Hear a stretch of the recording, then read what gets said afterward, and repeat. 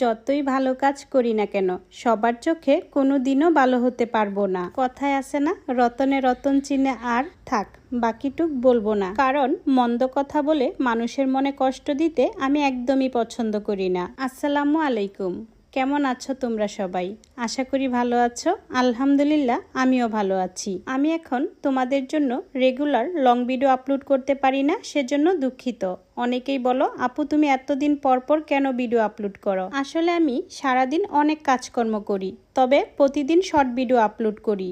সময়ের অভাবে long video upload করতে পারি না, সেজন্য আমি দুঃখিত। তো এখন চলো আজ আমি তোমাদের সাথে কি রেসিপি শেয়ার করব সেটা দেখাই। আজ আমি রান্না করব ব্রয়লার মুরগি দিয়ে বিরিয়ানি। মুরগিটা আমি কেটে কুটে পরিষ্কার করে ধুয়ে ফুটন্ত গরম পানিতে দিয়ে দিলাম। শুধুমাত্র 2 মিনিট ভাপিয়ে নিব। উল্টে পাল্টে কালারটা একটু পরিবর্তন হলেই তুলে নিচ্ছি। এখন গরম পানিটা ছেঁকে ফেলে দেব। এভাবে মুরগির মাংস একটু ভাপিয়ে নিলে মুরগিগুলো তেলে ভাজলে খুব সহজে কালার চলে আসে। এখন আমি আমার নিজ হাতে তৈরি করা একটি মশলা নিয়ে নিব। এখানে 250 গ্রাম আর 500 গ্রাম কৌটো রয়েছে। এখানে আমার 2টা মশলা রয়েছে, একটা হচ্ছে মেজবানি মশলা আর একটা হচ্ছে মেহমানদারি মশলা। আজ আমি মেজবানি মশলা দিয়ে বিরিয়ানি রান্না করব। এই যে দেখতে পাচ্ছ আমার হাতে একটা টেবিল চামিচ, এই চামিচ দিয়ে প্রতি 1 কেজি মাংসে 1 চামিচ মশলা দিতে হয়।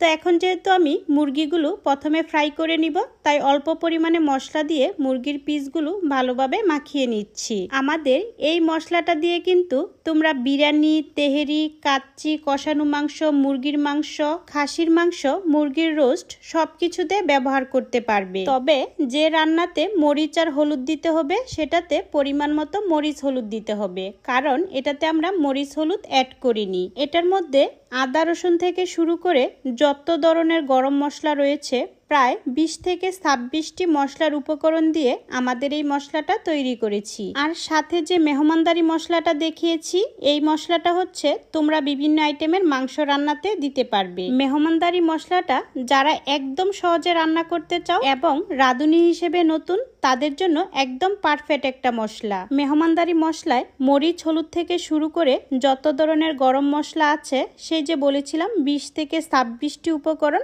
সবগুলো দিয়ে আমাদের মেহমানদারি মশলা তৈরি করা। তোমরা যদি নিতে চাও তাহলে আমাদের ভিডিওর স্ক্রিনে দেওয়া হোয়াটসঅ্যাপ নাম্বারে ইনবক্স করতে পারো। তো এখন বলি বিরিয়ানি রান্নাতে কি কি দিয়েছি। একদম সোজা, আমার মেজবানি মশলা দিয়েছি 2 চামচ, কারণ আমি এখানে 2 কেজি পরিমাণে মুরগির মাংস নিয়েছি। আর দিয়েছিলাম বাটা কাঁচামরিচ আর পরিমাণ মতো লবণ দিয়ে মাংসটা ভালোভাবে কষিয়ে নিচ্ছি। এদিকে আমাদের সন্ধ্যার নাস্তায় রয়েছিল মেরা পিঠা। এই পিঠাটা বানানো খুবই সহজ, আর এই পিঠা দিয়ে শুটকি ভর্তা দিয়ে খেতে কিন্তু বেশ মজা। এদিকে সুমাভাবি লাল টকটকা শুটকি ভর্তা তৈরি করেছে। এদিকে আবার বিরিয়ানির মাংসগুলো কষানো হয়ে গেছে। এখন মাংসের পিসগুলো একে একে তুলে নিচ্ছি।